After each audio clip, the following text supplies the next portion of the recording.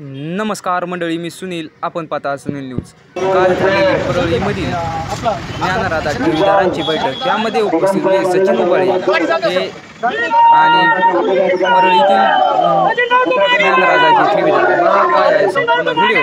आवडल्यास आपल्या चॅनलला सबस्क्राईब करायला विसरू नका.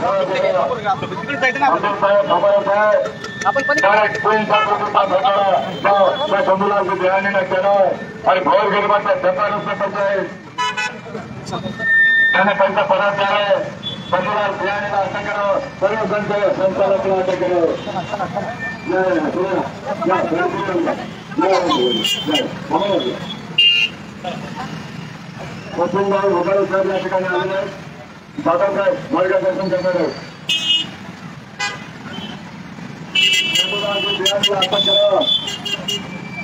दुबईला पळून गेलाय, तालिबानला पळून गेलाय.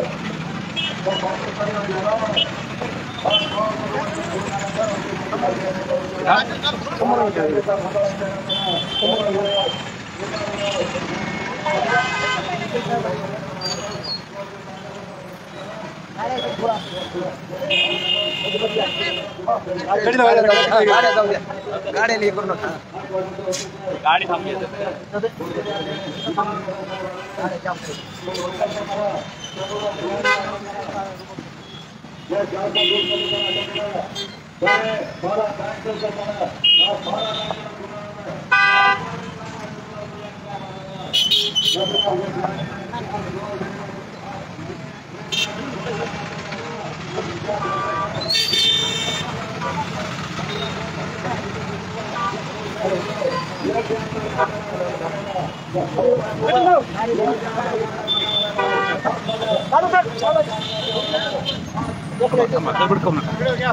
चला चला जाऊ दे.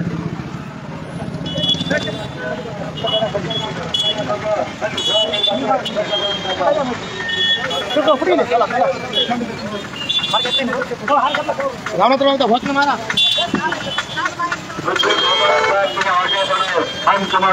है.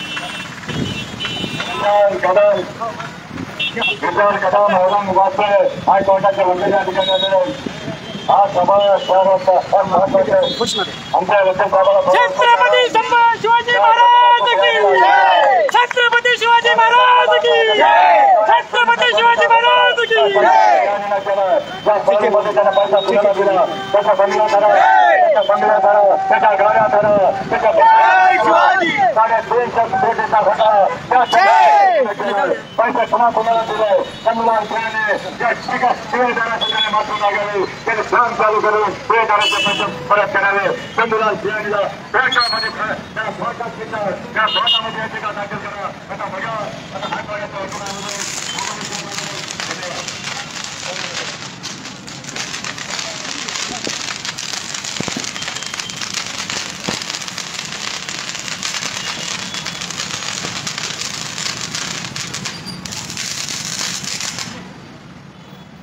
छत्रपती शिवाजी महाराज की जय.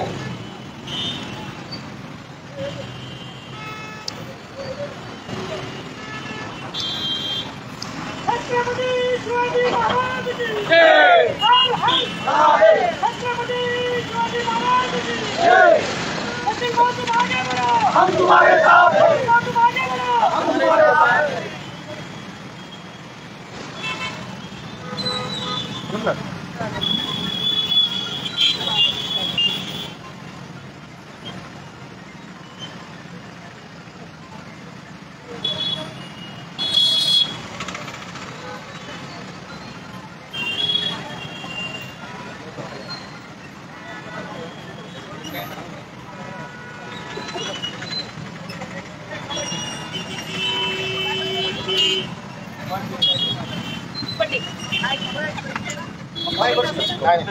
खाली बघा मोबाईल स्विच ऑफ झाला नाही स्टॉप कसं करायचं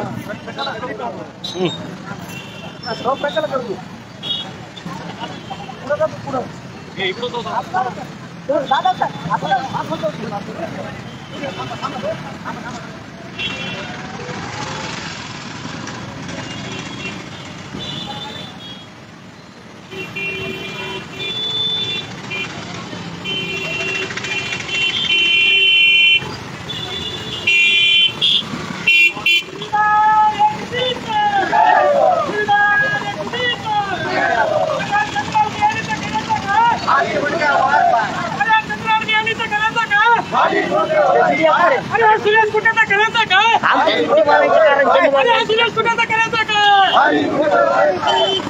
सचिन भाई तुम आगे बढ़ो सचिन भाई तुम आगे बढ़ो अरे करायचं का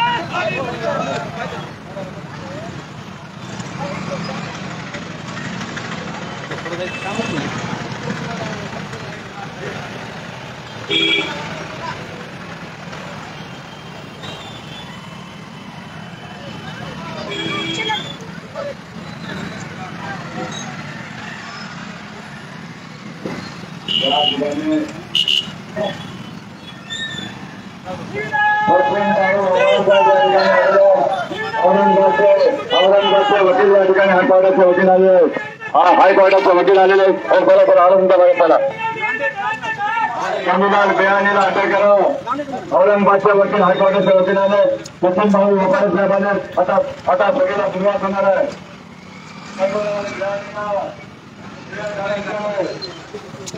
सभा कुठे सभा कुठे त्यांनी राजस्थानी काम घडवले गोरगरिबाचा गोरगरिबाचा पैसा घेऊन फरार करा संविधान बेआईनीला अटक करा मला काय सगळं मंत्री बेचाळीस सरकार संविधान बेआईनी त्या भारताच्या परंपरा त्या दुबईला गेला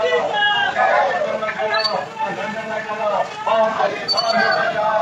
संविधान बेआईनी अशाच्या संचालकाला आयुष्यात 25 माता पाहून गेल्या परिसरातून संविधान बेआईनीच्या बंगल्या गाड्या सब बघा थोड्या दिनच्या विरुद्ध संविधान बेआईनीला मताने केलं पुणे आमदाराला पैसे दिले नाही पुणे पार्लमेंटला पैसे दिले संविधान बेआईनी का पडाला गोरगरिबाच्या पैसे द्या त्याच्या 10 लाख आहे त्याच्या 2 पेटी आहे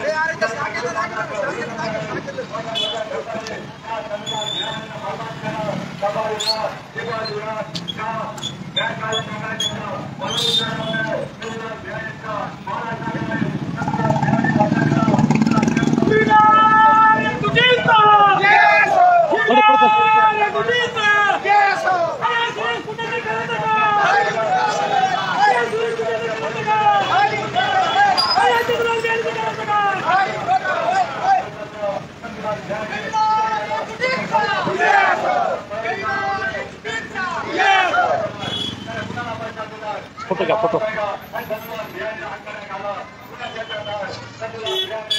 फोटो घ्या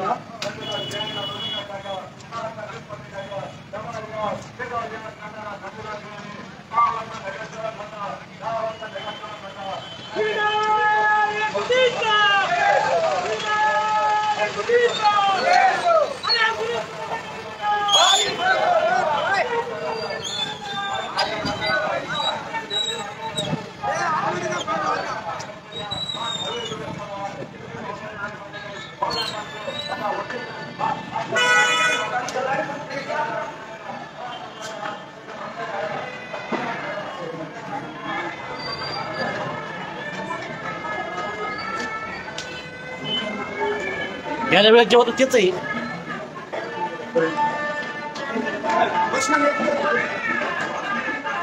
गेल्या सिद्ध चालत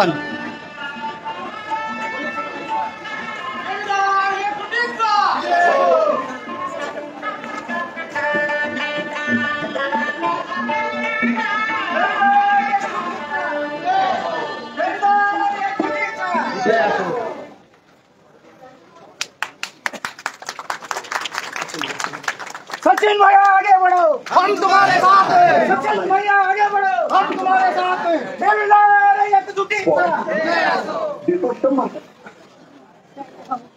आपली मिरची लावली बागा. त्याच्यासाठी आलो आम्ही. बरोबर मग हे माणूस दिसतोय इथं पळलेला. बरोबर हो म्हणतात ते हे बघ कागदपत्र बघ माझे दवाखान्याची पण इतके कागद देतो मला त्याचा निर्णय लाव सांगायला मी मला आपल्या मुख्य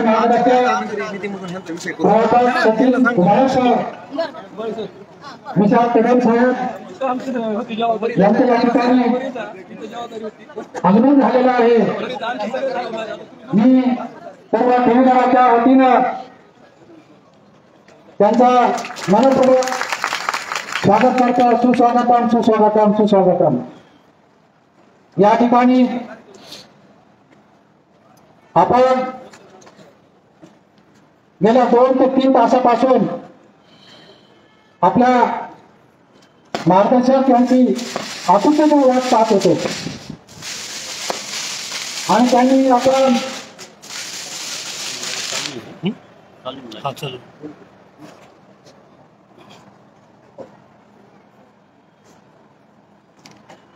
नेहमीच सचिन भाऊने गेल्या 10 महिन्यापासून आपल्याला साथ दिलेली आहे आणि आपण त्यांच्या हाकेला ओढ देऊन कोण्याही शिबिराला किंवा मोर्चाला हजर राहत असतात आणि म्हणून त्यांनी ठेवीदाराचं दुःख त्यांना कळतं आणि म्हणून ते तळमळीनं या कार्यामध्ये सर्व वैयक्तिक कामं सोडून सहभागी होऊन तुमच्या पाठीशी उभा आहे.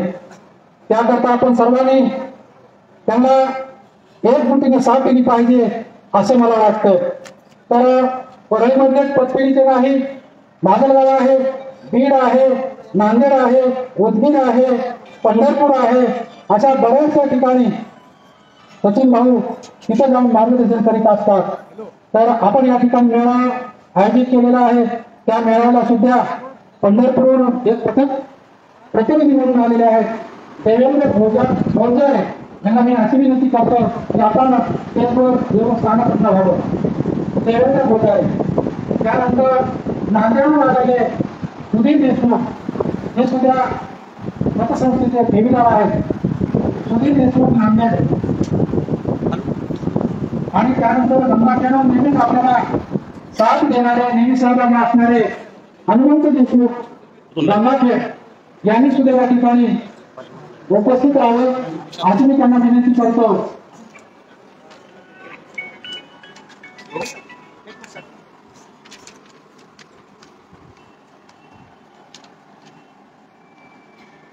तो आपल्याला फार उशीर झालेला आहे कार्यक्रमाला. नियोजन करता करता त्यांच्या बैठका घेत घेत ते आपल्यापर्यंत पोहोचलेले आहेत आणि मग वेळ झालेला असल्यामुळे आपण लवकरात लवकर सुरू करणार आहोत. सन्माननीय सर्व मार्गदर्शक आणि आदरणीय सर्व ठेवीदार यांना माझी नम्र विनंती आहे की जागा मिळेल तिथं बसून घ्या, पाठीमागे जास्त बसू नका. तुम्हाला नवलाचं मार्गदर्शन या ठिकाणी होणार आहे आणि या वैजनाथाच्या नगरीमध्ये उपस्थित झाल्यानंतर परळीकरांची विशेषता आहे ती आपल्याला दाखवून द्यायची आहे आणि आपल्या घरी जे प्रमुख पाहुणे आले आहेत, परळी नगरीमध्ये जे उपस्थित झालेले आहेत त्यांचं आपण शब्दस्मरणार्थ स्वागत केलेलं आहे.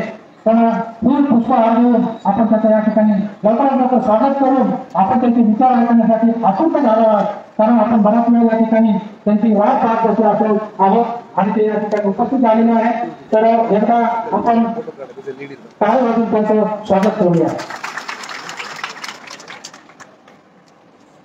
आणि मी या ठिकाणी आपल्या प्रमुख मार्गदर्शक जे आहेत त्यांचा परिचय मी देतो.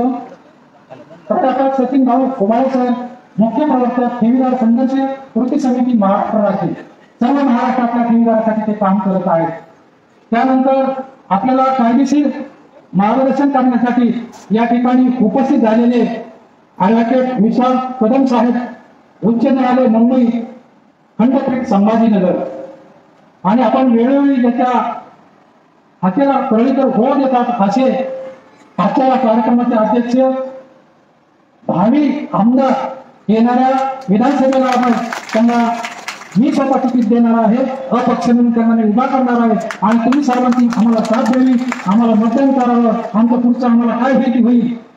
पण असे संयमी आणि न्यायिक भाषा करणारे सेवकराम जाधव साहेब ठेवीदार संघर्ष कृती समिती पळी वैजनाथ या ठिकाणी स्थानपन्न झालेले आहेत. या सर्वांचं आपण या ठिकाणी स्वागत करणार आहोत. प्रथमतः आम्ही अध्यक्ष या नात्यानं त्यांना विनंती करतो की आपण जे प्रमुख मार्गदर्शक आहेत त्यांचा आपण या ठिकाणी पुष्पहार आणि चार गुच्छ देऊन त्यांचा सत्कार करावा. जाधव साहेब आणि या फाराचे मुख्य प्रमुख उपप्रमुख मिलिंद क्षीरसागर या दोघांना मी विनंती करतो की आपण स्टेजवर येऊन माननीय मार्गदर्शक प्राध्यापक उभाळे सर यांचा सत्कार करावा.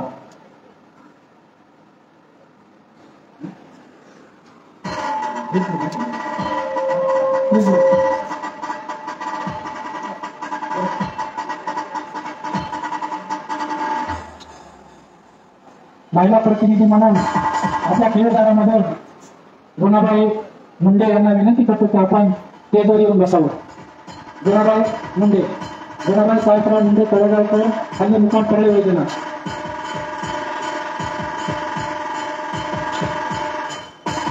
महिला प्रतिनिधी म्हणून या ठिकाणच्या उपस्थित झाल्यास धन्यवाद मॅडम.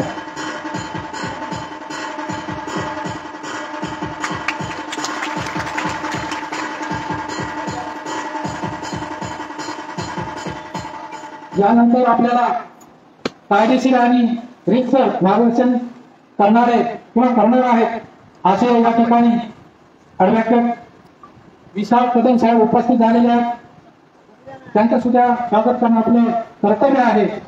तर आमचे तुकाराम नागरगोजे आणि सरळ लांडगे यांना मी अशी विनंती करतो की आपण त्यांचं चार शिल्प देऊन सत्कार करण्यात यावा.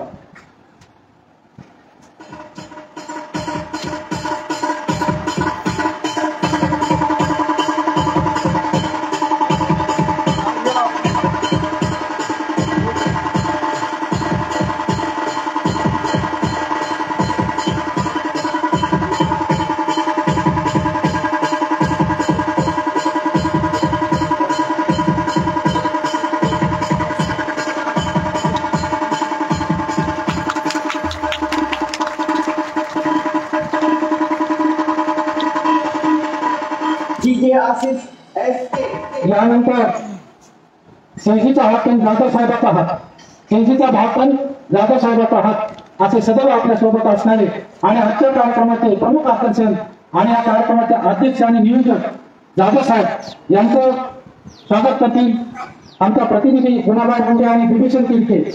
भारतीय फराळ प्रमुख नोंदणी झालेले असे बिभीषण मुंडे. बघा त्यांच्याकडे ताकद कशी आहे. त्यांना कुठल्याही काही कार्य सांगा वयाच्या रूपानुसार ते धावत येत असतात आणि कार्यामध्ये साहेब असतात. गुणाबाई मुंडे, बिभीषण तिडके आणि गुणाबाई मुंडे यांना मी अशी विनंती करतो की आपल्या कार्यक्रमाचे अध्यक्ष श्रीमान जाधव साहेब भावी आमदार यांचं स्वागत होत आहे आणि या तिडके साहेबाचं कौतुक करतो कारण त्यांना त्यांचं काही सांगत नाही मी आता. राहू द्या. धन्यवाद. तसेच आपण ठेवीदार म्हणून सर्वांना निरोप पाठवला होता. आम्ही फोन केले प्रत्येक ठिकाणी आणि फोन केल्यानंतर बाहेरगावचे सुद्धा ठेवीदार तळमळीनं आणि आतुरतेनं मेळाव्याला जायचं म्हणून या ठिकाणी उपस्थित झालेले आहेत. पंढरपूर कुठं आणि परळी कुठं तेवढा वेळ काढून त्यांचे प्रतिनिधी या ठिकाणी आलेले आहेत. देवेंद्र गोंदारे पंढरपूर यांचं स्वागत करतील नवनाथ क्षीरसागर आणि सुवर्णफळ. नवनाथ क्षीरसागर आणि सुवर्णफळ यांना मी अशी विनंती करतो की आपण स्टेजवर यायचं आहे आणि आपले जे ठेवीदार आहेत पंढरपूरचे हे पंढरपूर आलेले गोंदारे साहेब देवेंद्र गोंदारे तर यांचं या ठिकाणी स्वागत होत आहे.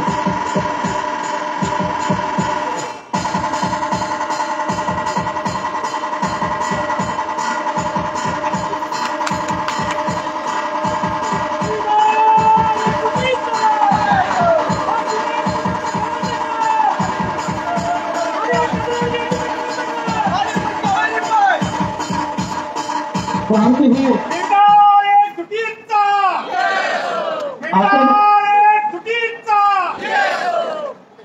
आमचे हे आक्रमक भूमिका घेणारे असे आमचे नवनाथ क्षीरसागर सुवर्णा फड यांनी त्यांचं स्वागत केलेलं आहे. नांदेडून आलेले सुधीर देशमुख यांचं स्वागत करतील आमचे मलकार आणि पंडित रोडे. त्यांना मी अशी विनंती करतो की आपण सुधीर देशमुख नांदेडून प्रतिनिधी म्हणून या ठिकाणी उपस्थित झालेले आहेत. त्यांचा आपण पुष्पहार आणि गुच्छ देऊन आपल्या परळीच्या वतीनं सर्व ठेवीदाराच्या वतीनं त्यांचं स्वागत करावं. मलकार वाघमारे आणि पंडित रोडे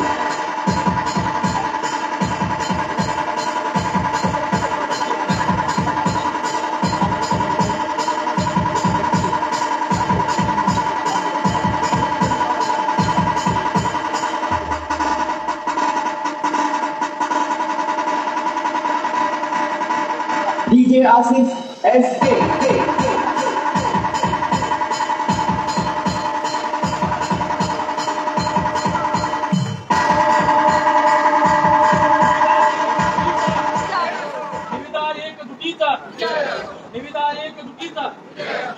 गंगाखेडून उपस्थित झालेले हनुमंत देशमुख यांचं स्वागत करतील माणिक पवार आणि शेख नजीर. मी त्यांना विनंती करतो की आपण हनुमंत देशमुख यांचं स्वागत करावं.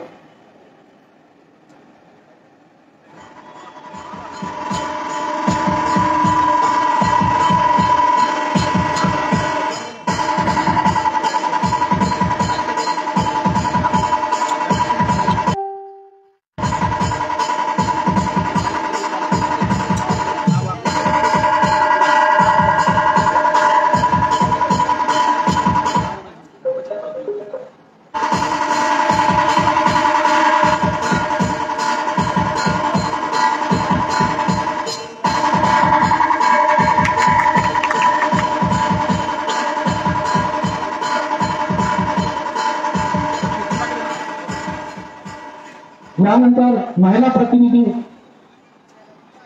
यांचं गुणाबाई मुंडे यांचं स्वागत करतील सुवर्णा फड आणि सुनीता पिंपळे. सुवर्णा फड आणि सुनीता पिंपळे.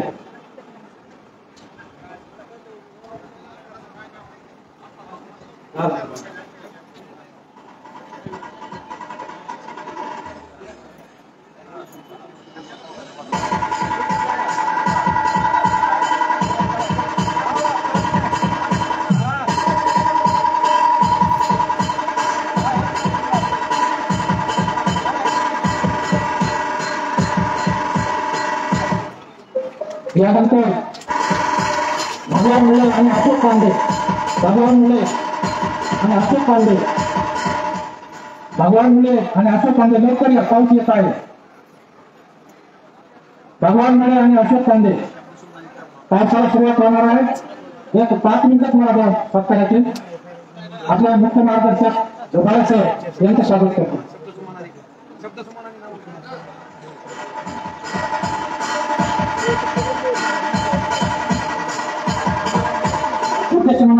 प्रश्नच नाही. आता झालेला आहे.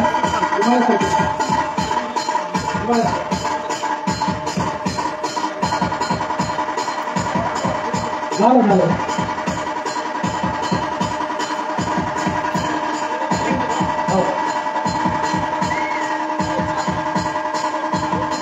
नांदेडची ठेवीदाराच्या वतीने होणारा सत्कार आहे. जे प्रतिनिधी उपस्थित झालेले आहेत नांदेडचे, त्यांनी आपले मुख्य मार्गदर्शक 2 मिनिटं सर त्यांची अपेक्षा आहे. 2 मिनिटं. विशालजी देशमुख आणि बाबासाहेब आणि उबाळे सर फक्त नांदेडमधून सत्कार झाला की आपल्या मुख्य कार्यक्रमाला सुरुवात होणार आहे. ते बाहेर लांब जाऊन आलेले आहेत. त्यांचं घेणं आपलं काम आहे. नाही करायचं. आपल्याला विचार करण्याची आतुरता झालेली आहे. पाऊस येण्याची शक्यता आहे थोडीशी, तर काय हरकत नाही.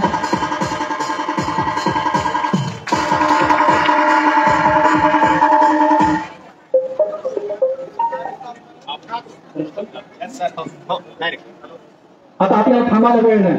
6 महिने थांबलो आता आपल्याला पैशाच्या मागे लागायचे, आपल्याला पैसा मिळाला पाहिजे. कसा मिळवायचा ते आता थांबायला वेळ नाही. आता डायरेक्ट अध्यक्ष आपल्याला या ठिकाणी सेवकराम जाधव भावी आमदार या ठिकाणी आपलं प्रस्ताव मांडतील. त्यांना मी अशी विनंती करतो की त्यांनी आपलं प्रस्ताव या ठिकाणी आपलं व्यक्त करावं.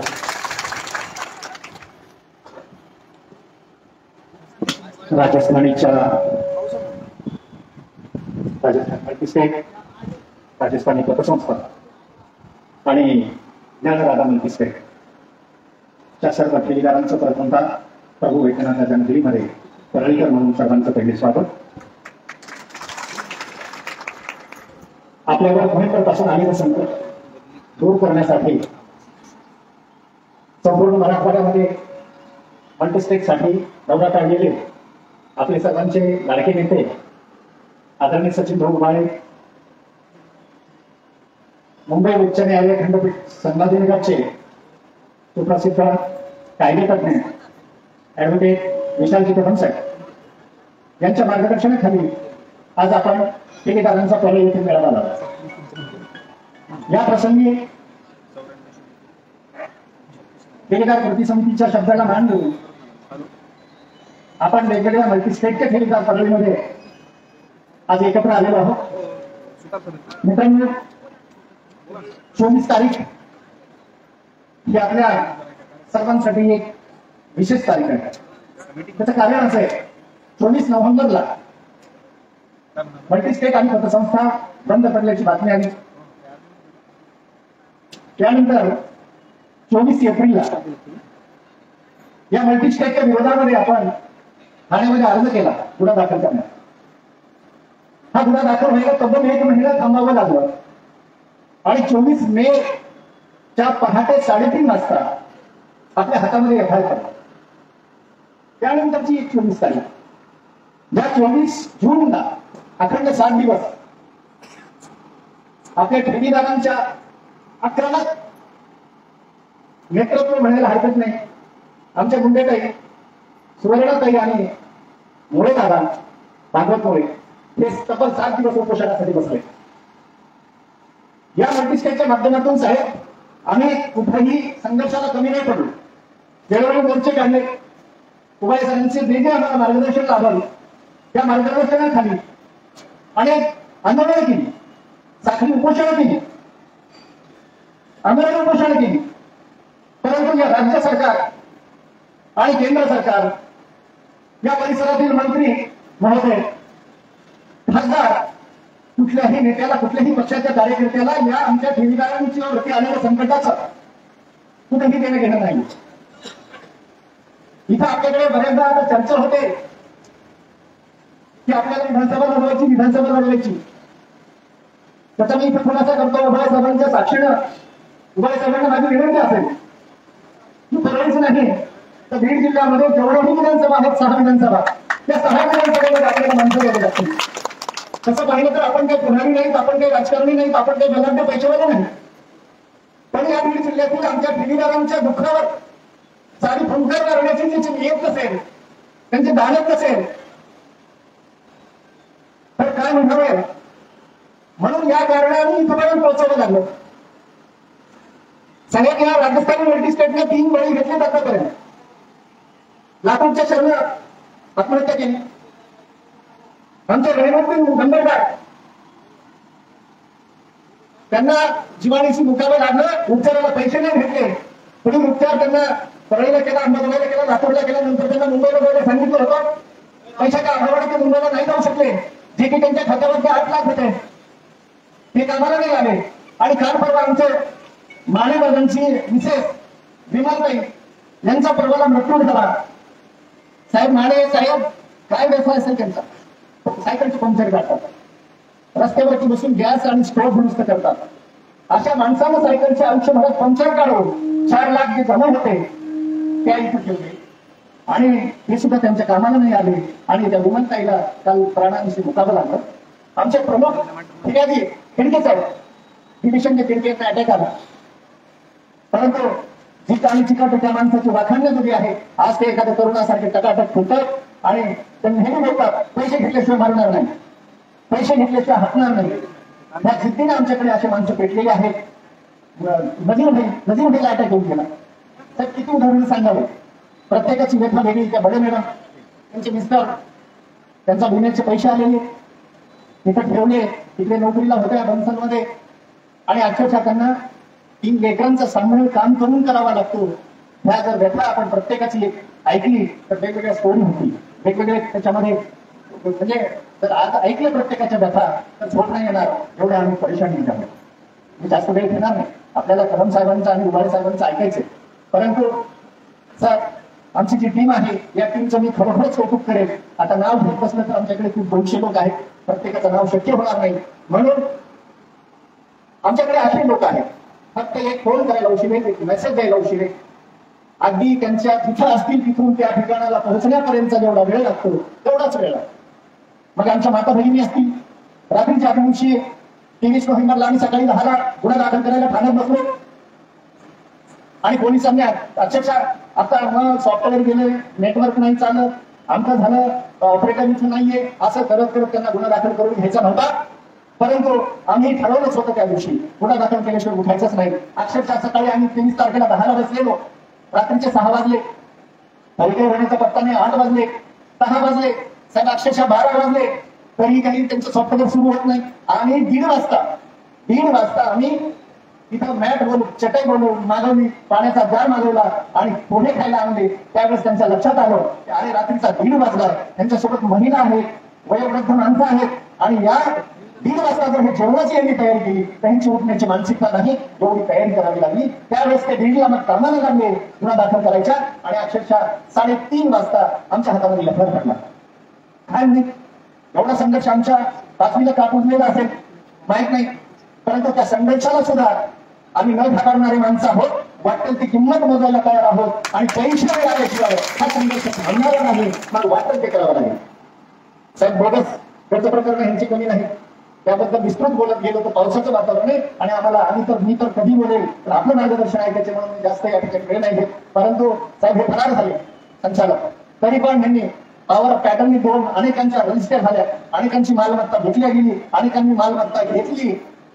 इथं अक्षरशः खऱ्या ठेवीदारांसाठी, खऱ्या गोरगरिबांसाठी एकही माईचा लाल इथं बाहेर रस्त्यावरती आला नाही आणि अश्रू पुसण्याचं काम केलं नाही. म्हणून त्या दोषासाठी एक म्हणण्यापेक्षा तो जो राग आहे मनामध्ये, तो राग असा बाहेर येतो आणि कधी कधी आढावा आमच्याकडून काही चुकीच्या गोष्टी घडतात. अहो गंमत अशी, आज मे महिन्यामध्ये गुन्हा दाखल, उभाळे साहेबांच्या रेटेन त्यांच्या ताकसीने कुठेसारखा माणूस पुण्यातून उचलला, काल परभणीला अटक केली. अभिषेक कसा तरी सापडला, त्या कुठेंना पकडण्याच्या ह्याच्यामध्ये अभिषेक कुठेतरी पुण्यात सापडला. खरे आरोपी चंदन येणे, बाहेरची लब्धा डोळा अग्रवाल ही कधी होणार आहेत तरी कुठे पोलिसांना माहित नाही, सर्व माहिती त्यांनी जर ठरवलं अर्ध्या तासात त्याला वेळ पडते. परंतु तुमचाही आम्हाला अंतच बघायचा आहे की बियाणीला किती दिवस मतदार सोडणार. आज बेलसाठी तारीख होती आहे मागल्या सेशन कोर्टामध्ये. अभिषेक अन्नाने बसून काड्या भरून करता येतात, पैशाच्या जोरावरती काही पण करता येतं. कोणाचे पैसे 300 कोटी आमचेच घेऊन तुम्ही पळून गेलेले आहात. चाहे तुम्ही कुठले नगरसेवक असा, नगराध्यक्ष असा, डेप्युटी शोरूम मेंबर असा, एखाद्या पक्षाचे तुम्ही तालुक्याचे उपप्रमुख असा, आम्ही नाही बोलत. आम्हाला आमच्या लेकराबाळांपेक्षा, आमच्या हक्काच्या पैशापेक्षा, आमच्या गोरगरीब ठेवीदारांपेक्षा या जगामध्ये कोणीच मोठा नाही, कोणीच मोठा नाही. म्हणून हा लढा मित्रांनो, सर हे मेसेजवर आलेली माणसे ठेवली. परळीमध्ये ठेवीदारांना ठरवलं तर येणाऱ्या काळामध्ये काही होऊ शकते. आमचे साथीदार, आमचे जोडीदार, आमचे ठेवीदार मला हे भावी आमदार म्हणतात. मला संकोचल्यासारखं वाटतं साहेब, माझ्या स्वप्नात ते कधी नाही नगरसेवक व्हावं हे सुद्धा कधी नाही. मला फक्त परमेश्वराने निसर्गाने जे आयुष्य दिले हे आयुष्य माझा कुटुंब सुजलाम सुफलाम आहे. माझे लेकरं सगळीकडे जिकडे तिकडे शिकून काम करतात, पैसे कमवतात. उरलेलं आयुष्य मला माझ्या गोरगरीब जनतेसाठी लावायचे, माझी हीच अपेक्षा आहे, माझी कुटुंब अपेक्षा नाही. परंतु आमच्या मित्रांना असं वाटतं की अनेकांना आपण खासदार करतो, आमदार करतो, नगरसेवक करतो, जिल्हा परिषद सदस्य करतो, पंचायत समिती सदस्य करतो, सभापती करतो. कशासाठी करत असो, कशासाठी आम्ही आपलं मतदान देत असो, हा प्रश्न असं संकट आल्याच्या नंतर पडतो. अहो अक्षरशः चौकात काही लोक आपले पैसे अडकले, एखादा आमचा ठेवीदार दिसला तर त्यांना बघून हसतात, त्यांनी उडवतात. तीच बँक दिसली का पैशाच्या लालचीमध्ये गेले, व्याज पाहिजे होतं, आणि बाबा त्याचं जळतंय त्यालाच कळतंय. हा चांगला गोरगोमटा माणूस होता, परळ शहरातला नामांकित व्यापारी होता, पोलदार स्कूलचा संचालक होता, मराठवाडा साथीचा संपादक होता, नगराध्यक्ष होता, वेगवेगळे इव्हेंट राबवायचा, 20 रुपयाच्या गणपतीचं नारळ होता 100 रुपयाला विकायचा. एक करा नाही. आणि हा सुज्ञ माणूस म्हणून, सोबर माणूस म्हणून, चांगला माणूस म्हणून, सात्विक माणूस म्हणून विश्वासाला पैसे ठेवलेले. आज काकड लागतील, अभिषेकला अटक केली, पोलिसांपर्यंत मालिका जातो, जेलमध्ये पैसे जातात, त्याला खायला पाहिजे ते तिथे डब्बा जातो. कुठून येत आहे? आमचे पैसे, आमच्या कामाचे, आमच्या लेकरांचे, आमच्या कष्टाचे, आमच्या मेहनतीचे, पण पचणार नाही, अजिबात पचणार नाही. एके दिवशी अटकच व्हावं लागेल, एके दिवशी खाल्लेलं सगळं होतावंच लागेल, त्याच्याशिवाय आपल्या गाड्या थांबणार नाही. एवढंच बोलतो आणि थांबतो. धन्यवाद. धन्यवाद जाधव सर. आपण ठेवीदाराला मनातले आणि त्यांचे विचार अगदी इतंभूत मांडलेले आहेत आणि ते ठेवीदाराच्या विचाराचे बरोबर विचार त्यांना पटलेले आहेत आणि ठेवीदार हे कधी आता एकजुटच राहणार आहे.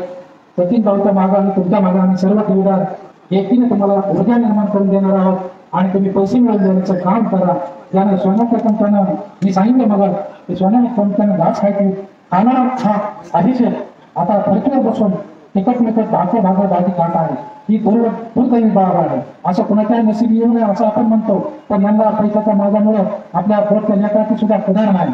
तर यानंतर ॲडव्होकेट विशालजी कदम साहेब, उच्च न्यायालय मुंबई खंडपीठ औरंगाबाद, हे आपल्याला इतंभूत मार्गदर्शन करणार आहे. मी त्यांना विनंती करतो ते सर आपण आमच्या ठेवीदाराला मार्गदर्शन पाहू. धन्यवाद. राजस्थानी मल्टीस्टेट आणि राजस्थानी पतसंस्था ज्ञानदाता व इतर सर्व संस्थेमधील ठेवीदारांच्या या मेळाव्याला उपस्थित असलेले माझी विनंती. हॅलो माईक थोडा आवाज घुमतोय, सुट्टी मारू देऊ नका. त्याचं तोंड जर थोडं इकडे केलं ना तर मलाही व्यवस्थित बोलता येईल.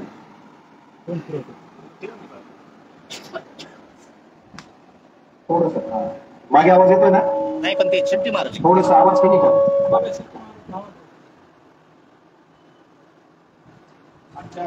या मेळाव्याचे कार्यक्रमाचे अध्यक्ष, ज्यांना तुम्ही सर्वांनी भावी आमदार म्हणून उपाधी दिलेली, ते सेवकराम जाधव साहेब. या मेळाव्यामध्ये जे अनेक दिवसांपासून ठेवीदारांच्या विषयाच्या संदर्भामध्ये महाराष्ट्रात आजपर्यंत कोणीही ठेवीदारांच्या प्रश्नांच्या संदर्भामध्ये राजकीय सामाजिक कुठल्याही व्यक्तीनं आजपर्यंत कुठलंही सामाजिक आंदोलन उभा केलं नाही, ठेवीदारांमध्ये जनजागृती निर्माण केली नाही. मात्र महाराष्ट्रातले एकमेव आपले सचिन भाऊ उबाळे, ज्यांनी संपूर्ण ठेवीदारांचा हा लढा उभा केलेला आहे, ते देखील या कार्यक्रमाला आज उपस्थित आहेत. या कार्यक्रमाचे सर्व आयोजक, सर्वांची नावं खूप मोठी आहेत, तर मी सर्वांची नावं घेणं टाळतो. खरं तर मला बैठक आहे असं सांगितलेलं होतं, पण एवढी मोठी बैठक असेल असं मला वाटलं नव्हतं. कारण मी असं समजत होतो की परळी आणि अंबाजोगाईची सगळी माणसं, आता मी भिडचा आहे, गावारी माणसं, गावर माणसं सुमारे एकमेकांच्या बाजूला, आणि आम्हाला लहानपणीपासून असं सांगितलेलं होतं की परळी अंबाजोगाई हे सुशिक्षित साक्षर लोकांचं गाव आहे. तर मला वाटलं होतं 30-40 लोक जास्तीत जास्त बैठकीला असतील, पण या ठिकाणी अतिप्रचंड संख्या जास्त आहे. त्याचं कारण असं आहे की मोठ्या प्रमाणावर या ठिकाणी तुमची आमची लूट काही लोकांनी आपली केली. खरं तर या लुटीमध्ये माझ्या स्वतःच्या वडिलांचे देखील पैसे एका बँकेमध्ये अडकले. आम्ही देखील त्यांना सांगत होतो नोव्हेंबर 2023 पासून, ऑक्टोबर पासून, की ह्या सगळ्या बँका बुडलेल्या आहेत, त्या संस्थांकडे आता काही राहिलेलं नाहीये आणि यांचा उद्देश, यांचा हेतू हा दरोडा टाकण्याचा आहे. हे सगळे व्हाईट कॉलर क्रिमिनल्स आहेत आणि यांची लागे बांधे हे देशाच्या फार वरच्या लेवलपर्यंत पोहोचलेले आहेत. यांनी आजपर्यंत आपल्याला एक आश्वासन दिलं होतं की 15-15 लाख रुपये तुमच्या खात्यामध्ये टाकू. मात्र आज अशी वेळ आलेली आहे की आम्हाला तुमचा 1 रुपया नको, पण आमच्या हक्काचे, आमच्या कष्टाचे, आमच्या मेहनतीचे तुम्ही द्या. अशा पद्धतीची वेळ तुमच्या आमच्यावरती यांनी सगळ्यांनी आणून ठेवली. आणि या परिस्थितीतून बाहेर कसं पडायचं या संदर्भामध्ये कुठलीही माहिती, कायदेशीर माहिती किंवा कुणीही त्यांना मार्गदर्शन करण्यासाठी नाही. की बाब मला प्रकर्षानं जाणवली. खरं तर मी वकील आहे आणि वकिलांचं काम असतं पैसे कमवणं. आम्हाला पहिल्या दिवशीपासून शिकवलेलं असतं की पैशाशिवाय फुकट कुणाला बोलायचं पण नाही आणि फुकट कुणाचा कागद पण घ्यायचा नाही. मात्र अनेक दैनिक मी वाचली, अनेक पेपर मी वाचतो, सोशल मीडियावर पाहतो, आपल्या बीड जिल्ह्यावर एक फार मोठं संकट हे ओढवलेलं आहे. मागच्या 4-5 महिन्यामध्ये अनेक लोकांनी आत्महत्या केल्या, अनेक लोकांचा अटॅकनं तणावानं याच्यामध्ये मृत्यू झालाय आणि हे लोन आणि खरं तर या पैसे हे बुडवल्यामुळे काही एवढं विशेष काही होणार नाही अशी परिस्थिती आहे. मात्र अनेक लोकांना तो अपमान सहन पण होत नाहीये. आता सरांनी सांगितलं की रस्त्यानं गेलेली आलेली माणसं हसतात, बोलतात, टोचून त्याच्यामध्ये त्यांची टिंगलटवाळकी करतात. अशा पद्धतीच्या परिस्थितीमुळे देखील अनेक ठेवीदार तणावग्रस्त आहेत आणि याच्यातून त्यांना काहीतरी आपल्या माध्यमामधून काहीतरी त्यांना मार्गदर्शन होईल. तसंच त्यांना काही मार्गदर्शन मिळालं त्याच्यामधून त्यांनी त्या मार्गावरती जर मार्गक्रमण केलं तर पुन्हा फुलाची पाकळी त्यांची नक्कीच त्याच्यामधून रिकव्हर होईल अशी मला अपेक्षा वाटली. म्हणून मी सचिन भैया उबाळेंनी मला अनेकदा जानेवारीपासून मला सचिन भैया म्हणत होते की आपण अनेक ठेवीदारांच्या जागृतीसाठी यावं. मात्र मी या महिन्यात मुद्दाम ठरवलं की आपण यामध्ये वेळ द्यावा. खरं तर आज ज्ञानराधा मल्टीस्टेट कोऑपरेटिव्ह सोसायटी याच्यापासून ही लढाई खरं तर आम्ही अभ्यासली. ही लढाई फार गुंतागुंतीची, हा विषय फार गुंतागुंतीचा. आता हा कसा सुरू झाला तर आपल्या इथल्या लोकांना बँकिंग सिस्टमच्या बाबतीमध्ये कुठलंही ज्ञान नाही ही बाब या सगळ्या लोकांना कळली. यांना हे कळलं की ही इथली जनता इतकी अडणी आहे की यांना सेव्हिंग अकाउंट, यांना करंट अकाउंट याच्यातला फरक देखील माहिती. यांना जर सेव्हिंग अकाउंटचा नॅशनलाइज बँकेमध्ये जर फॉर्म भरायला गेले, अकाउंट काढायला गेले तर फॉर्म भरता येत नाही. त्यांनी नॅशनलाइज बँकांमधले कर्मचारी यांची संख्या घटवली. त्याच सगळ्या सिस्टमॅटिक, त्या सगळ्या मल्टीस्टेट आणि पतसंस्थावाल्यांनी नॅशनलाइज बँकांच्या शाखा मोठ्या प्रमाणावर उघडल्या जाऊ नये, त्या ठिकाणी कर्मचारी मोठ्या प्रमाणावर उपलब्ध असू नये याची काळजी यांनी घेतली. आणि बघ आता नॅशनलाइज बँकेमध्ये जर आपण सामान्य माणूस गेला तर त्याला सर्व्हिस मिळते का? नाही मिळत. आणि मग इकडं आलं की साहेब या, चहा घ्या, पाणी प्या, अंक घ्या, ज्यूस घ्या, लस्सी घ्या, असे अनेक प्रकार या ठिकाणी कोऑपरेटिव्ह या संस्थांमध्ये केले जातात. त्यांची सगळं फॉर्म भरण्यापासून फक्त त्यांची सही घेतली जायची, सहीला कागद दिला जायचा.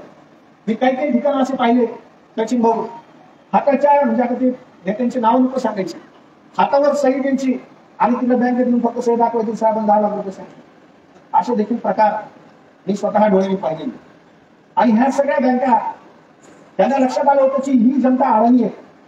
जर याच्यामध्ये घोळ झाला, याच्यामध्ये काही प्रॉब्लेम झाला तर त्याचं कार्यालय कुठे तक्रार करायला हे किती लोकांना माहिती आहे. मल्टीस्टेट कोऑपरेटिव्ह सोसायटीचं सगळं संचलन दिल्लीमधून होतं आणि ते एक विशेष कायदा करण्यात आला आणि त्या कायद्यानुसार या मल्टीस्टेट कोऑपरेटिव्ह सोसायटी सगळ्या स्थापन करण्यात आल्या. त्या कायद्यामध्ये एवढा पळवाट आहे, इतक्या मोठा पळवाट आहे की त्याला विचारायची सोय. दुसरा एक कायदा अशा आर्थिक संस्थांमध्ये जर गडबड गोंधळ झाला तर पैसे रिकव्हर करण्यासाठी एमपीआयडी ऍक्ट नावाचा एक ऍक्ट राज्य सरकारने तयार केला, तो पारित केला. त्याच्यामध्ये थोडेफार फरक त्याच्यामध्ये काही तरतुदी आहेत. मात्र त्या तरतुदी वापरत असताना त्याच्यामध्ये जे जबाबदाऱ्या अधिकाऱ्यांवरती टाकण्यात आलेल्या त्या जबाबदाऱ्यांच्या माध्यमामधून त्या सगळ्या कायद्याचं पालन झालं पाहिजे. मात्र बीड जिल्ह्यामध्ये त्या बाबतीमध्ये होत. म्हणजे एक उदाहरण तुम्हाला मी सांगतो. यांनी राजस्थानच्या संदर्भामध्ये सांगितलं की अशा अशा पद्धतीने त्यांना गुन्हा दाखल करायला त्रास झाला. मात्र गुन्हा दाखल झालेला असताना आरोपी पोलीस स्टेशन आणि पोलिसांच्या ताब्यात असताना अर्चना सुरेश कुटेंना पोलिसांनी सोडून दिली. हे तुम्ही पाहिलं असेल. त्यानंतर एका अँटी करप्शन मध्ये एका पोलीस अधिकाऱ्याला अडकलं गेलं. एक पोलीस अधिकारी त्या ठिकाणी सापडला आणि तो कुठल्या गुन्ह्यामध्ये सापडला तर जिजामाता मल्टीस्टेट नावाची जी बँक आहे, जी संस्था आहे, त्या संस्थेच्या तपासामध्ये तुला जर सहारोपी व्हायचं नसेल तर तुम्हाला लाच देईल. आणि त्या लाचेचा स्वीकार करताना बीड जिल्ह्यातल्या पोलीस अधिकाऱ्याचं सहभाग त्या ठिकाणी सापडल्याचं निष्पन्न झालं. वाचलं का नाही? आणि महाराष्ट्रामध्ये कायद्याचं राज्य आहे की नाही, जर पोलीस अशा पद्धतीने तपास करत असतील तर याकडे साहजिकच जे लोकप्रतिनिधी आहेत, जे खासदार आमदार म्हणून आपलं प्रतिनिधित्व करतात, त्यांची ही मूलभूत जबाबदारी आहे की इथल्या प्रजेचं लूट होते का आणि त्याच्यामध्ये जर होत असेल तर योग्य त्या अधिकाऱ्यांना योग्य ते निर्देश देण्याची जबाबदारी ही त्या नेत्यांची नक्कीच. मात्र यामध्ये काय होतंय की ह्या सगळ्या नेत्यांच्या याच्यामध्ये पार्टनरशिप आहेत का ह्याचा देखील आता अभ्यास करणं गरजेचं आहे. पुण्यामध्ये एक भोसले नावाची एक संस्था आहे आणि त्यामध्ये मंगलदास बांदल नावाचे एक आरोपी आहेत. त्या संस्थेच्या अकाउंटवरून त्यांच्या अकाउंटवर उगाचच पैसे गेलेले आहेत. उगाचच काही संबंध नाही. त्यांची ठेव नाही, त्यांचं कर्ज नाही, त्यांचं काहीच नाही. मग त्या देखील व्यक्तीला आरोपी केलेला आहे. तसं या राजस्थानी ज्ञानराधा मल्टीस्टेट कोऑपरेटिव्ह संस्थेमधून ज्याची ठेव नाही, ज्याचं कर्ज नाही, जोपर्यंत त्या लोकांना व्यापार होणार नाही तोपर्यंत आपले पैसे मिळणार नाही. ही गोष्ट समजून घ्या. बीडमधल्या सगळ्या खासदार आमदारांना, उमेदवारांना त्यांनी पैसे दिलेले, निवडणुकीचा फंड त्यांच्या खात्यामधून गेलेला, आणि त्यामुळे कुठलाही आमदार, कुठलाही खासदार याच्यामध्ये बोलत नाही. तुम्ही म्हणाला होतो राजकीय पडलं नाही, काही त्याचं बोलत नाही. पण ही सत्य परिस्थिती. कायदा हा कधी मदत करेल? जेव्हा कायदा ज्याच्या हातात आहे राबवण्याचा, जेव्हा तो राबवायला घेईल तेव्हा त्याच्यामध्ये कायद्याचा उपयोग होईल. मात्र कायदा अशा माणसांच्या हातामध्ये दिलेला आहे की जे सगळे चोर आहेत, जे सगळे डाकू आहेत, आणि त्यामध्ये जर आपल्याला न्याय मिळवायचा असेल तर जनशक्तीशिवाय पर्याय नाही. जनशक्तीशिवाय पर्याय नाही. जनशक्ती समोर कुठल्याही जगातल्या ताकदी त्या आतापर्यंत विजय झालेला नाही. पण ही मात्र कशी वापरायची, तर त्याबाबत रस्त्यावरची लढाई कशी लढायची याबाबत माझ्यापेक्षा जास्त माननीय सचिन उबाळे साहेब तुम्हाला मार्गदर्शन करतात. पण आता ही लढाई कायदेशीर पण आहे. आपल्या लोकशाही देशामध्ये सर्वोच्च न्यायालय, उच्च न्यायालय यांनी दिलेला आदेश सरकारच्या आदेशापेक्षा सुद्धा मोठा असतो. आणि ही सगळी मंडळी यांना एक आत्मविश्वास आहे की आम्ही पैशाच्या जोरावर आणि पोलीस स्टेशन पासून सुप्रीम कोर्टापर्यंत आम्ही पैशाच्या जीवावर त्या सगळ्या ठेवीदारांचे पैसे लुटून आम्ही आयुष्य आरामामध्ये जीवन जगू शकतो, असा आत्मविश्वास त्यांच्यामध्ये. हा काय तर ठेवीदारांनी पोलीस स्टेशनला दिलेल्या तक्रारीपासून, फिर्यादीपासून आपल्याला त्या ठिकाणी बारकाईने लक्ष देणं गरजेचं. आपण फिर्याद काय देतोय, फिर्यादीमध्ये कशा काय काय गोष्टींचा उल्लेख करतोय, इथपासून ते पार त्यांनी आता ज्ञानराधा मल्टीस्टेट कोऑपरेटिव्ह सोसायटीच्या संचालकांनी आमच्या निदर्शनास आलेले खूप सारे पिटिशन, त्याच्यामधले महत्वाचे 4 सुरेश कुटेंचे पिटिशन आहेत, त्याच्यामधले 3 क्रिमिनल रिट पिटिशन आहेत, 1 क्रिमिनल ऍप्लिकेशन आहे.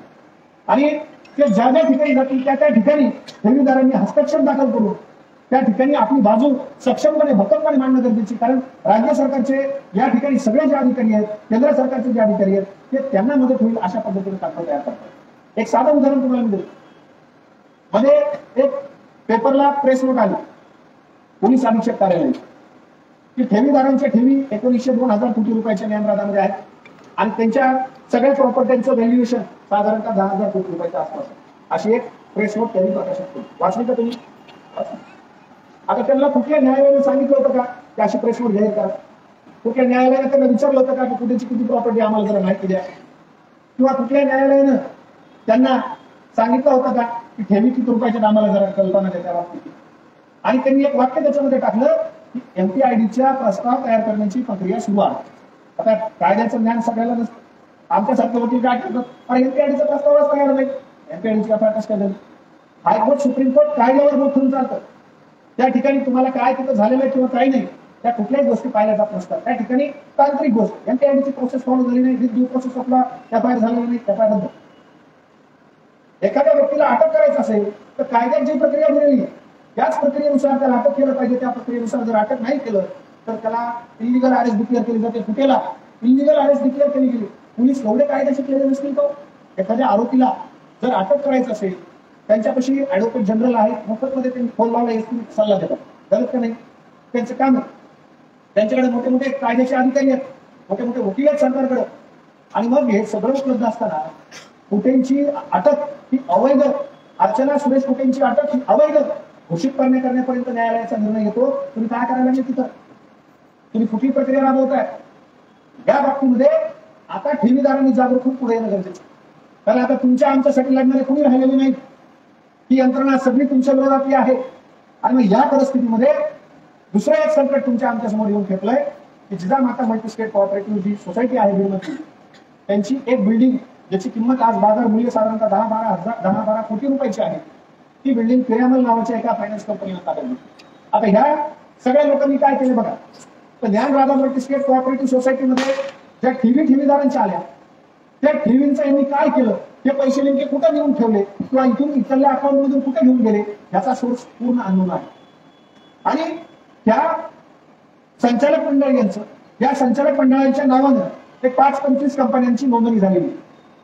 त्या नोंदणीमध्ये हे एकमेव त्याच्यामध्ये संचालकामध्ये त्या कंपन्यांमध्ये आहे.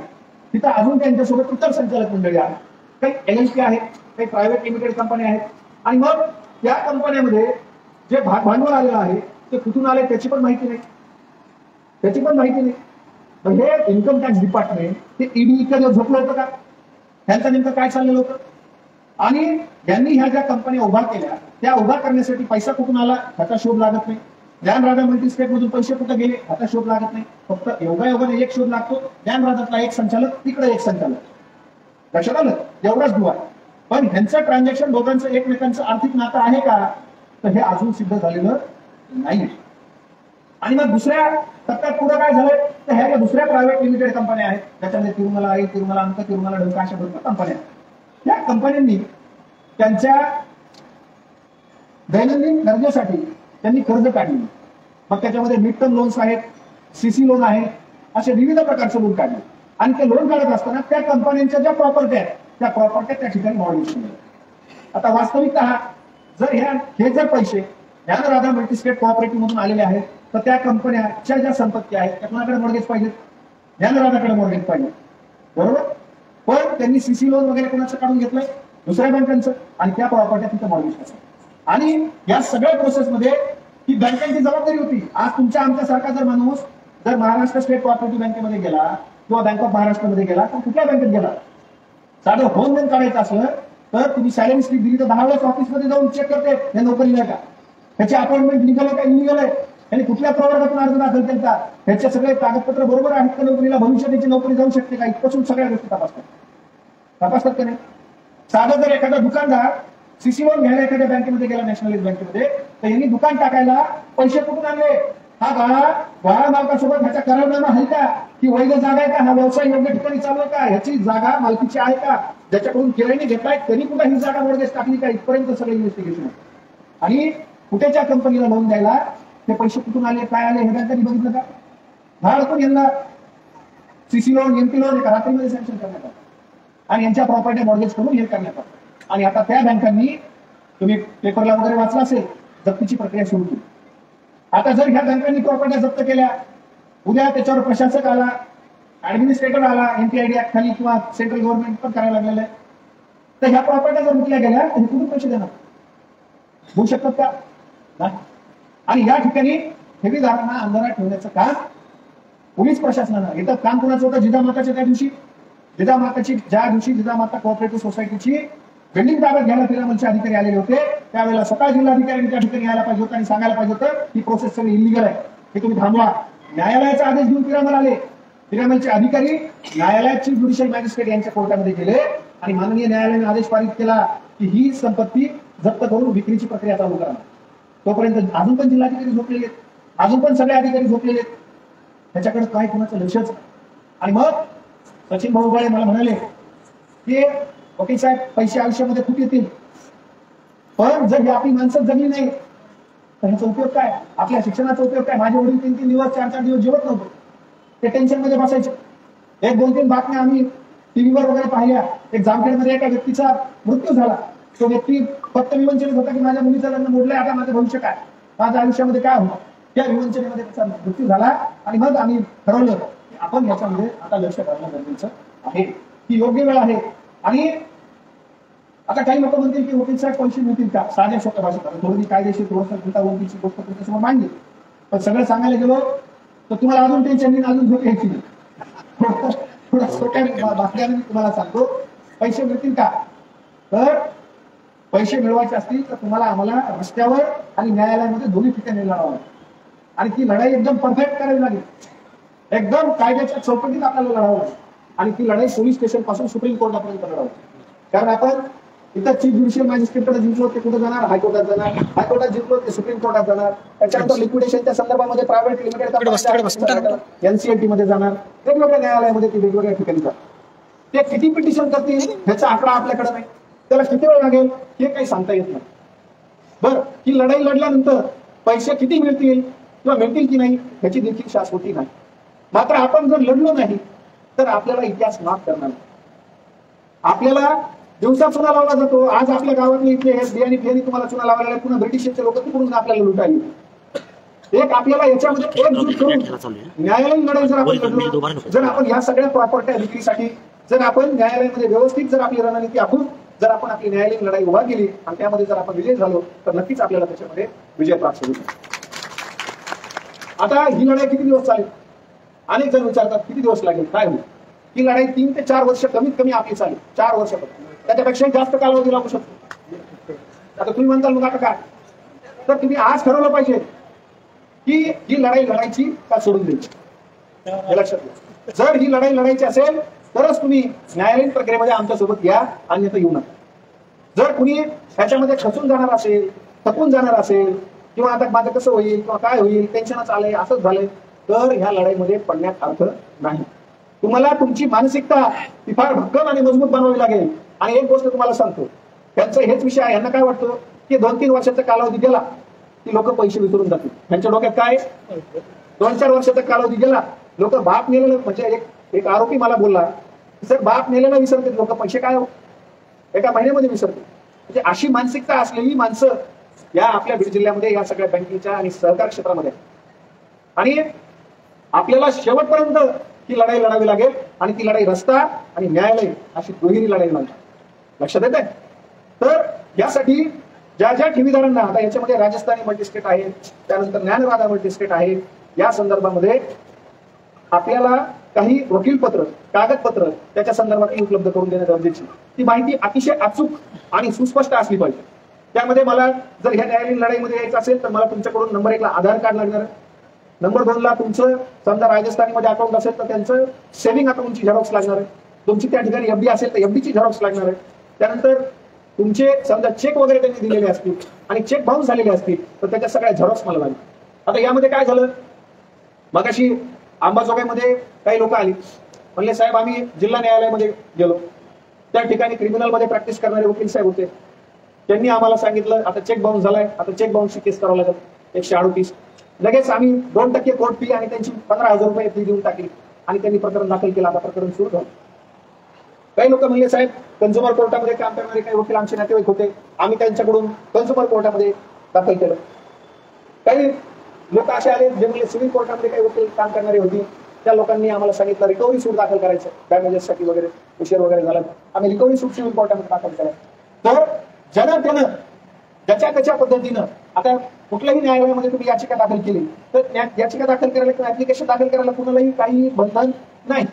मात्र त्याच्यावर आदेश पारित करण्याचा अधिकार त्या न्यायालयाला आहे का, त्या नसल्यामुळे अनेक ठेवीदारांची अनेक ठिकाणी लूट झाल्याचं लक्षात आहे.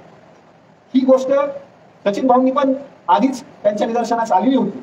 त्यामुळे MPID ऍक्टमध्ये आणि मल्टीस्टेट कोऑपरेटिव्ह सोसायटीज ऍक्टमध्ये या ठिकाणी विशेष न्यायालयालाच काही परवानग्या आहेत, विशेष न्यायालयाला काही अधिकार आहेत. त्यामुळे कुणी कुठेही तुमचा चेक बाउन्स झालेला असेल किंवा अजून काही तुम्हाला त्याच्यामध्ये झालेलं असेल तर कुठल्याही खालच्या कोर्टामध्ये काही करायची गरज सध्या नाहीये. लक्षात आलं? आपल्याला लक्ष कुठे देणं गरजेचं आहे? ज्या ठिकाणी बँकांनी, त्याच्यामध्ये विविध बँका आहेत, विविध फायनान्स कंपन्या आहेत, त्यांनी जिथं जप्तीची प्रक्रिया चालू केलेली, त्यांच्या प्रॉपर्ट्या जप्त करून लिलावाची प्रक्रिया चालू केलेली, त्या ठिकाणी हस्तक्षेप करण्याची सगळ्यात पहिल्यांदा आता सध्या गरज निर्माण झाली. दुसरी गरज काय आहे, त्या सगळ्या आरोपींनी त्यांचे जामीन अर्ज दाखल केलेले, त्यांच्या जामीन अर्जांमध्ये हस्तक्षेप दाखल करण्याची गरज आहे. तिसरी गोष्ट, या सगळ्या लोकांनी हायकोर्टामध्ये क्रिमिनल रिट पिटिशन फाईल केलेल्या आहेत की ही सगळी पोलिसांची प्रोसेस जी आहे इलिगल आहे, ठेवीदारांची तक्रारच नाही. आता काही काही ठिकाणी पोलिसांनी अशी तक्रार घेतली की त्या ठेवीदाराची एफडी मॅच्युअरच झालेली नाही, ठेवीदाराची एफडी मॅच्युअर झालेली नाही, त्याची एफआयआर केला. MPID ऍक्ट मध्ये काय प्रोव्हिजन आहे की त्यांनी एक तर पैसे मागितले पाहिजे. आता मागितले पाहिजे म्हणजे काय केलं पाहिजे, त्यांनी तिथं अर्ज केला पाहिजे. अर्ज केलेला असतो ठेवीदारांनी बँकेकडे, बँकच बंद आहे. लक्षात आलं? आणि मग बँक बंद आहे तर त्यांनी तिथं त्या ठिकाणी जाऊन पेपरला किंवा त्या ठिकाणी जाऊन त्या ठिकाणी चिटकवला पाहिजे अर्ज. 7 दिवसाची मुदत त्या ठिकाणी दिली पाहिजे. तो आरोपी ज्या जेलमध्ये आहे त्या जेलमध्ये पण पत्र पाठवलं पाहिजे माझी ठेवी वापस द्यामध्ये. मात्र अशी प्रोसेस केलेली का नाही.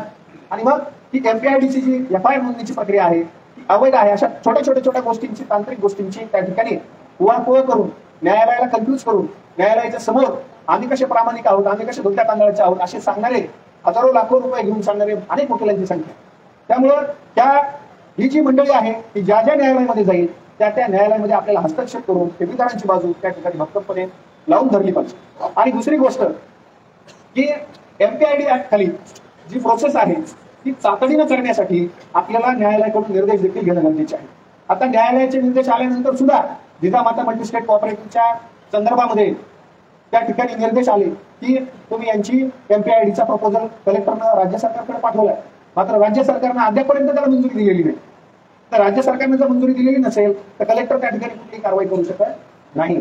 त्यामुळे त्या ठिकाणी देखील तुम्हाला रस्त्यावरची लढाई लढावी लागेल. रस्त्यावरच्या लढाईमध्ये मला असं वाटतं त्या ज्ञानराजा मल्टी स्टेटमध्ये जवळपास 6 लाख ठेवीदार, राजस्थानीमध्ये जवळपास 2-2.5 हजार ठेवीदार, बरोबर. अजून अनेक बँकांचे, अनेक संस्थांचे अनेक ठेवीदार.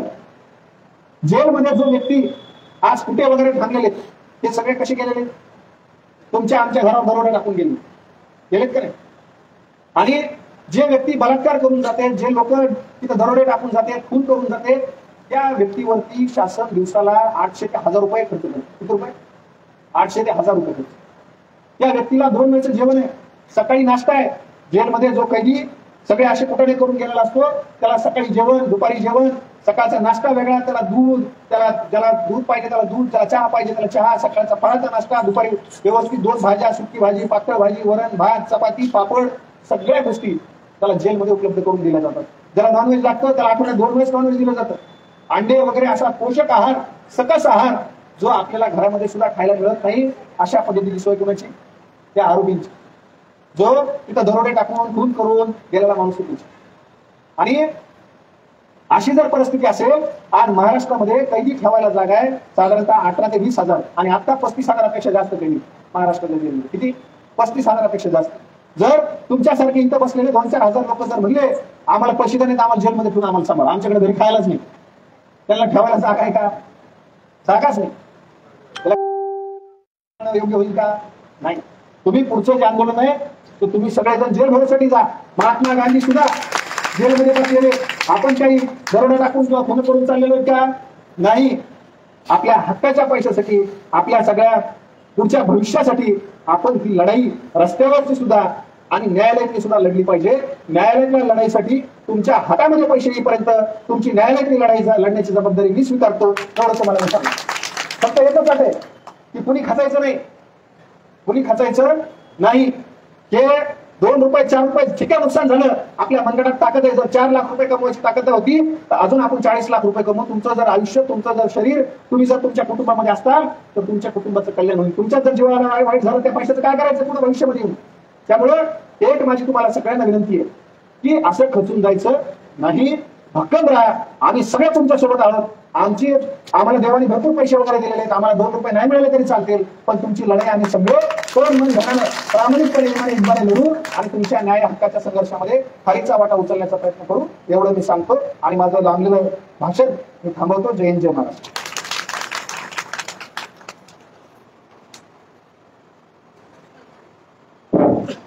खूप खूप धन्यवाद वकील साहेब. आपण आपल्या ज्ञानाचा उपयोग या ठिकाणी ठेवीदाराला कसं कायद्याच्या कचाट्यात या संस्थाला पकडायचं हे एकंदरीत आपण माहिती दिलेली आहे.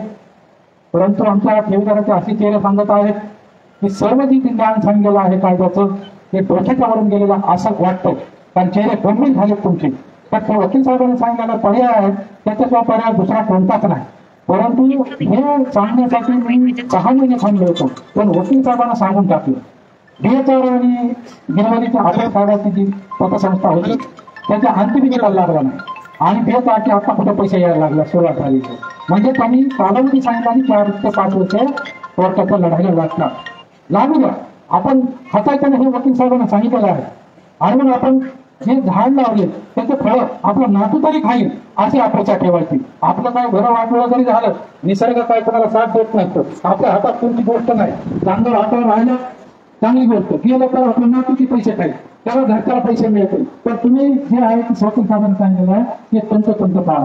तर माझा एक प्रश्न असा आहे की वकील साहेबाला एक प्रश्न मी विचारतो की पिटिशन दाखल करताना इंडिव्हिज्युअल दाखल करायचं का सामूहिक दाखल करायचं? तर ते संवादामध्ये उत्तर देतील. आता आपल्याला संवादासाठी 10 मिनिटं आपल्याला वेळ द्यायचा आहे. तेव्हा आपले प्रमुख जे मार्गदर्शक सचिन बाळासाहेब आपल्याला मार्गदर्शन करणार आहेत, त्यांचं मार्गदर्शन झाल्यानंतर आता आपल्याला 10 मिनिटं राखून ठेवायचे. आणि मी जसा प्रश्न केला वकील साहेबाला की पिटिशन इंडिव्हिज्युअल करायचं का सामूहिक करायचं, तसे तुम्ही तुमच्या मनामध्ये प्रश्न समस्या चांगली असेल तर या ठिकाणी भाषण संपल्यानंतर विचारायचं आहे. बाहेर जाताना कोणीही गोंधळ गर्दा करायचा नाही. आपल्याला इथे यादीचं वाचन करायचंय. पुढील मार्गदर्शन वकील साहेबांनी जसं सांगितलंय तसं कोर्टामध्ये कसं दाखल करायचं, कदम साहेबांकडे दाखल करायचं का हार्टी साहेबांकडे करायचं का भोसले करायचं का मुंडे लावायचे का हुंडे लावायचे याचं मार्गदर्शन नंतर होणार आहे. मग आपल्याला वकील त्यांनी सांगितलं, मी तुझ्या सांगत होतो 10 महिने झालं की विशिष्ट व्यक्तीकडे तुमचा नाक कान घसा जर दुखत असेल तर तुम्ही त्याच डॉक्टरकडे गेलं पाहिजे, बरोबर आहे. आणि मग ते स्पेशालिस्ट असतो. तसं मला बऱ्याच ठेवीदार म्हणले की हा ते वकील 500 रुपयात करायला 200 रुपयात करा. मी म्हणलं त्याला त्याचं ज्ञान आहे का, त्या ब्रँच चलवतो का, ते मेंदूचा डॉक्टर आहे का, हार्टचा आहे का, पोटाचा आहे, कशाचा आहे, पण स्पेशालिस्टकडे जायला पाहिजे. आणि मी ठेवीदाराला नेहमी सांगत असतो, हे वकील साहेबांनी तुम्हाला सांगितलं की स्पेशालिस्टकडे जायला पाहिजे. त्यांनी जे वकील सांगत होते सिव्हिल कडला का कव्हरेज कडला, ज्याला जमतात तिकडून जा. आता त्यांनी एक नोटिफिकेशन केलं तर त्यावर 3 महिन्याच्या अगोदर मी लोकांना सांगून टाकलं की तुमचं पिटिशन जेव्हा दाखल झालं तर तुम्ही पैशाची मागणी केली का, नाही केली. हे 12 मध्ये नाव आहे का, आहे.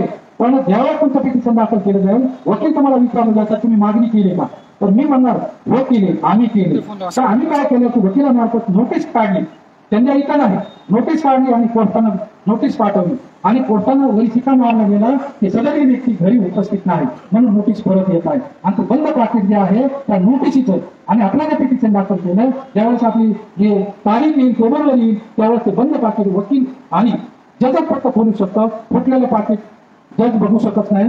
त्याच्यात ते बघून त्याच्यामुळे बंद पाकिट जे नोटीस आपण मागणी केलेली आहे ती आम्ही प्रोसिजर केलेली आहे. साहेब अगदी 50% झालेला आहे. बाकीच्या वेळेवर तुमच्या मार्गदर्शनाखाली आणि सगळं तुमच्या सोबत आहोत.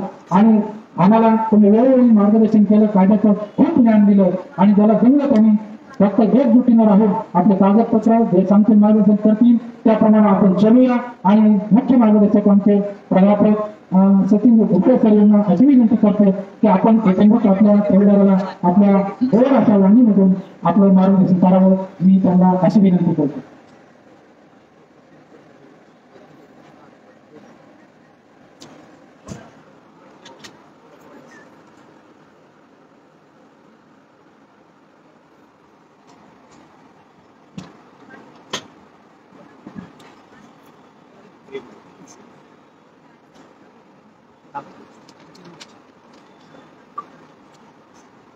सर्वप्रथम माझ्या परळी येथील मायबाप कष्टकरी शेतकरी व्यापारी सेवानिवृत्त कर्मचारी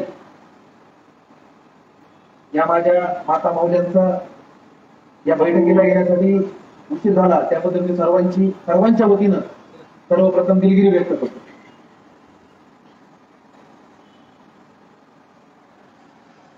महाराष्ट्राचं कुलदैवत आई जगदंबेला वंदन. ज्या भूमीमध्ये मी उभा आहे श्री क्षेत्र प्रभू वैद्यनाथाच्या चरणी सर्वप्रथम नतमस्तक होतो. हिंदवी स्वराज्याचे संस्थापक राजे शिवछत्रपती शिवाजी महाराज यांना मानाचा मुद्रा, त्यांच्या संविधानावरती हा देश चालतो. भारतीय राज्यघटनेचे शिल्पकार डॉक्टर बाबासाहेब आंबेडकर, लोकशाही अण्णाभाऊ साठे, क्रांतीसूर्य महात्मा फुले, माता जिजाऊ, माता रमाई या सर्वच महापुरुषांच्या विचारांना विनम्रता अभिवादन करतो. आणि गेल्या वर्षभरापासून या ठेवीदारांच्या लढ्याला सुरुवात झाल्यानंतर हा लढा लढत असताना ज्ञानराधा मल्टीस्टेट असेल, राजस्थानी मल्टीस्टेट असेल, पतसंस्था असेल, सायराम मल्टीस्टेट असेल, या लढा लढत असताना जे माझे मायबाप ठेवीदार या हरामखोर मल्टीस्टेट धारकाच्या जाचाला आणि आपल्या ठेवी परत मिळत नाही हा विचार करून अनेक रोगांनी, आजारांनी, अटॅकनी जे ज्यांचं निधन झालं अशा सर्वच माझ्या निधन झालेल्या ठेवीदारांना भावपूर्ण श्रद्धांजली मी या ठिकाणी अर्पण करतो. आज प्रभू वैद्यनाथाच्या परळीमध्ये येण्याचा हा दुसरा योग. आजच्या या सर्व मल्टीस्टेटच्या विरोधामध्ये जो काही संवाद दौरा आणि बैठकीचं जे आयोजन करण्यात आलं आणि आज परळी या ठिकाणी या बैठकीला आलो असता व्यासपीठावर उपस्थित माझ्या समवेत सर्व मायबाप ठेवीदारांना कायद्याचा सल्ला देण्यासाठी आणि आपली बाजू भक्कमपणे मांडण्यासाठी उपस्थित राहिलेले त्यांचा परिचय मी अगोदर तुम्हाला देतो. आतापर्यंत त्यांच्याकडे महाराष्ट्र राज्य, मध्य प्रदेश, गुजरात या ठिकाणी जे काय अशा कंपन्या आणि बँकेचे जे काही प्रकरण झाले त्या प्रकरणावरती लढा देणारा व्यक्तिमत्व म्हणजे विशाल कदम.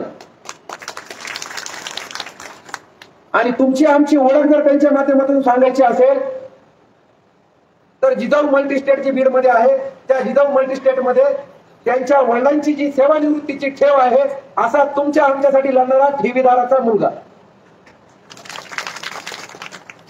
या कार्यक्रमाचं आयोजन करणारे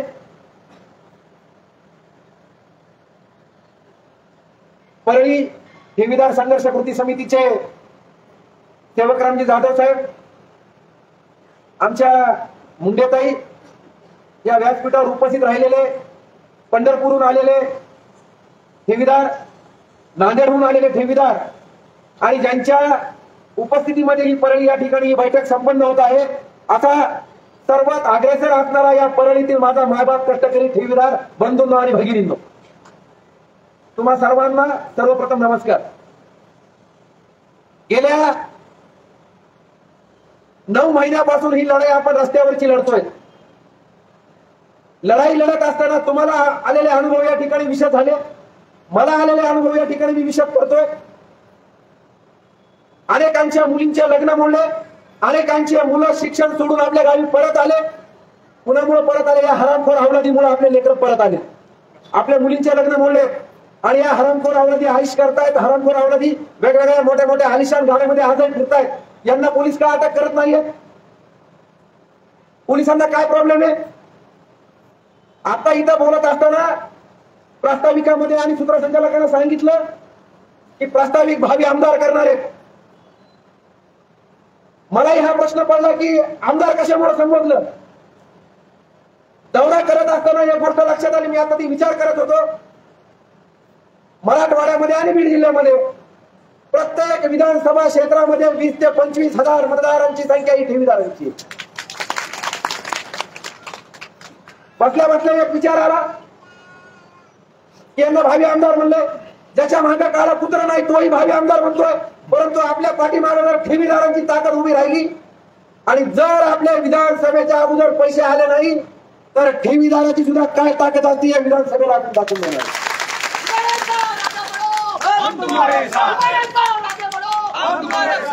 कुठलाही राजकीय भाष्य करायची इच्छा नाहीये. मी कुठल्याही राजकीय नेत्याचा कार्यकर्ता म्हणून इथं आलेलो नाहीये. कुठल्याही पार्टीचा कार्यकर्ता म्हणून इथं मी आलेलो नाहीये. तुमचा भाऊ ठेवीदारांचा मुलगा म्हणून मी या ठिकाणी आलेलो आहे. आणि जोपर्यंत माझ्या मायबाप कष्टकरी जनतेचे पैसे मिळणार नाही तोपर्यंत या लढ्यातून सचिन उबाळे माघार घेणार नाही. रस्ता रोको केला बीडमध्ये. माझ्या सहित सेवकराम जाधव यांच्यावरती सुद्धा ठेवीदारांच्या हितासाठी जर माझ्यावरती गुन्हा दाखल होत असेल तर असे 1000 गुन्हे दाखल घ्यायला सचिन उबाळे कधी पुढे असणार आहे. आम्ही काय दरोडा टाकला होता? आम्ही काय तुमच्या दारात येऊन बसलो होतो? आम्ही न्याय हक्कासाठी रस्त्यावरती आलो, रितसर परमिशन घेतली. परंतु कारण काय दिलं तुम्हाला इथं सांगतो वकील साहेब. रस्ता रोकोला रितसर परमिशन घेतलेली असताना छत्रपती शिवाजी महाराजांच्या पुतळ्यापाशी जमा केला एवढंच कारण दिलं आणि आमच्या 6 जणांवरती बीड जिल्ह्यातल्या 6 विधानसभा क्षेत्रातले जे प्रमुख ठेवीदारांसाठी काम करतात आमच्यावरती गुन्हे दाखल केले. ठेवीदार बांधून तुमच्या माहितीत तो सांगतो. यांना वाटलं याच्यावरती गुन्हा दाखल केला म्हणजे हे पोरगा आता पुढे आंदोलन करणार नाही. गुन्हा दाखल होणं माझ्यासाठी नवीन नाही. मी राजकीय सामाजिक क्षेत्रात काम करत असताना माझ्यावरती अनेक गुन्हे दाखल झालेले आहेत. दुसरी अजून महत्वाची गोष्ट, मी कुणाच्याही दबावाला बळी पाडणारं पोरगा नाही. अनेक ठिकाणाहून फोन आले, लोकसभेला आले, लोकसभेच्या अगोदर आले. जोपर्यंत माझ्या ठेवीदाराचा प्रश्न मिटणार नाही तोपर्यंत आम्ही आमची ठाम भूमिका घेणार नाही. आजही मी या व्यासपीठावर सांगतो, तो आम्हाला पैसे मिळवून देईल, आम्ही त्याच्या बाजूने खंबीरपणे उभा राहू. आपल्याला पैशाची मतलब आहे, आपल्याला कोणत्या राजकीय पार्टीशी देणं घेणं आहे का? आपल्याला जर उद्या म्हणले आम्ही तुमचे पैसे मिळवून देऊ, आम्ही तुमचेच आहे, बरोबर आहे ना? आम्हाला राजकारण करायचं नाहीये. हा, परंतु एक सांगतो, ठेवीदारांची एवढी ताकद झालेली आहे, कोणाचाही टांगा पलटी करण्याची ताकद आज ठेवीदारांमध्ये निर्माण झालेली आहे. ठेवीदाराला हलक्यात घेऊ नका. आज या परळीमध्ये 2,500 राजस्थानीचे ठेवीदार आहेत, 1,000-1,500 ज्ञानराजाचे ठेवीदार आहेत. म्हणजे 4,000 ठेवीदारांची संख्या झाली आहे. एका कुटुंबामध्ये 4 माणसं असतात. किती संख्या झाली? 16,000. त्यांचे मित्र जवळचा 1 डिग्री दोस्त असतात ना. तुम्ही जर ठरवलं तर काहीही होऊ शकतं, चित्र पलटू शकतं. या ठिकाणी एवढं सांगायचंय, गणपती विसर्जनाच्या अगोदर या देशाचे केंद्रीय राज्यमंत्री मुरलीधर अण्णा मोहोळ यांची भेट घेऊन तातडीनं मराठवाड्यातल्या मल्टी स्टेट वरती प्रशासक नेमण्याची मागणी वारंवार गेल्या वर्षभरापासून कागदोपत्री आपण त्यांच्या कार्यालयाशी करत होतो. परंतु गणपती विसर्जनच्या अगोदर पुण्यामध्ये त्यांची भेट घेऊन त्यांना इतंभूत माहिती दिली आणि मराठवाड्याची परिस्थिती त्यांना सांगितली. आणि दुसरी अतिशय महत्वाची गोष्ट त्यांना सांगितली की मराठवाड्यात तुमचं टमरळ वाजलेलं आहे. जर ठेवीदाराचा विषय मार्गी लागला नाही तर ते टमरळ सुद्धा शिल्लक राहणार नाही. आणि दुसराही शब्द तुम्हाला देतो, विधानसभेच्या अगोदर जर तुम्ही आम्हाला पैसे दिले, आम्ही तुमच्या बाजूने उभा राहू. आम्हाला आमच्या पैशाची मतलब आहे, जो आमचे पैसे देईल आम्ही त्याच्या पाठीमागे जाऊ. परंतु आंदोलन करत असताना काही अनुभव असे विचित्र आले. गेल्या वर्षभरामध्ये या बीड जिल्ह्यातला एकही राजकीय पुढारी या विषयावरती बोलला का? तुमच्या कुणाला गरजच नाहीये का? कोणता राजकीय पुढारी बोलला? सगळ्यांनी आपल्याला घरी धरलेलं आहे. इथं ज्यांनी सांगितलं की टपरीवर बसून आपल्यावरती कॉमेंट्स करतात, आपल्यावरती हसतात, सगळ्यांचा हिशोब होणार आहे. बीड जिल्ह्यासह मराठवाड्यातल्या एकाही राजकीय पुढाऱ्याला या प्रश्नाची देणं घेणं राहिलेलं नाही.